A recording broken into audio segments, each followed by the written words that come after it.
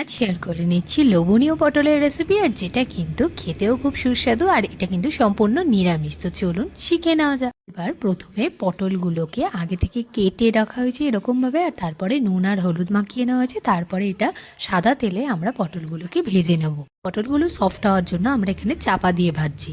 এবার একটা মিক্সিং জারের মধ্যে নিয়ে নিয়েছি পোস্ত, 7 থেকে 8টা কাজু বাদাম, একটা কাঁচা লঙ্কা আর টক দই। এবারে অল্প একটু জল দিয়ে তারপরে পেস্ট করে নেবো। আর এইদিকে পটলগুলো ভেজে তুলে নেওয়ার পরে দিয়ে দিচ্ছি 2টো তেজপাতা, জিরে প্লাস দারচিনি লবঙ্গ দিয়ে হালকা একটু নাড়াচাড়া করে দিয়ে দিচ্ছি 1 চামচ মতন আদা বাটা, পরিমাণ মতন নুন, হলুদ, লঙ্কার গুঁড়ো আর চিনি। এবার আমরা সমস্তটাকে ভালো করে নাড়াচাড়া করতে থাকবো যতক্ষণ না তেল ছাড়বে, তার জন্য ওয়েট করতে হবে। এর মাঝখানে আমরা দিয়ে দিলাম ভাজা মশলা, আর তারপরে এইভাবে নাড়াচাড়া করতে করতে যখন তেলটা ছেড়ে গেল, এর আগে যে আমরা পেস্টটা তৈরি করেছিলাম সেটা এবার এখানে দিয়ে এবার আমরা মিক্সির বাটিতে যতটুকু লেগেছিল তার মধ্যেই অল্প পরিমাণে জল দিয়ে মশলাটার মধ্যে দিয়ে ভালো করে নাড়াচাড়া করতে থাকবো আর চাপা দিয়ে রাখবো প্রায় 2 মিনিট মতন। আর তারপরে 2 মিনিট হয়ে গেলে যখন তেল ছাড়তে দেখবো তখন দিয়ে দিচ্ছি পটলগুলো। এবার মশলাটা ড্রাই হয়ে যাওয়ার কারণে দিয়ে দিচ্ছি এখানে উষ্ণ গরম জল, আর দিয়ে সমস্তটা ভালো করে মিক্স করে নেবো।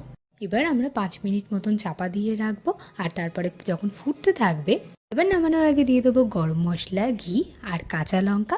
এবার নামিয়ে ফেলুন আর গরম গরম ভাতের সাথে সার্ভ করে ফেলুন। আর রেসিপিটা যদি ভালো লেগে থাকে অবশ্যই লাইক, শেয়ার, সাবস্ক্রাইব, কমেন্ট করবেন।